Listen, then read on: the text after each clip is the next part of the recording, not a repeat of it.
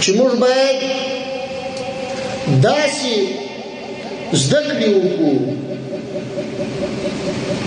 او په دې لاره کې داسې هڅې وکړو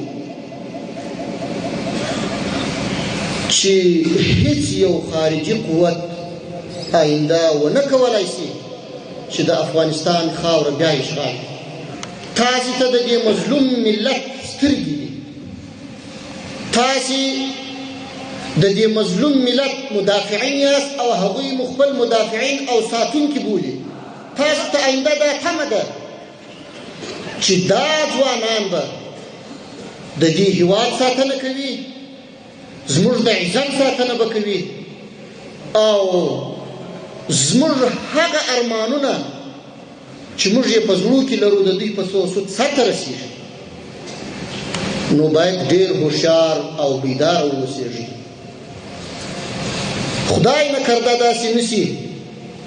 چې سبا موږ او تاسې د دې ملت د اوږو بار وګرځېږو او یا یې د شرمندګۍ سبب وګرځېږو خرڅ نسو خیانت ونکو بې وجدانه نسو او خپل افغاني غیرت ونه بایلو په دې خدمت کې باید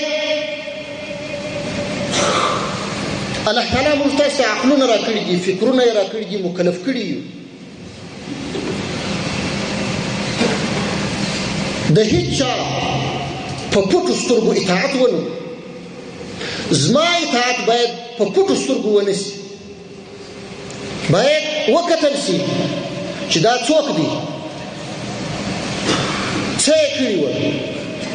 او اوس کوم فکر او کومه اراده لري تاسو ته آینده دا تمه ده چې دا ځوانان به د دې هېواد ساتنه کوي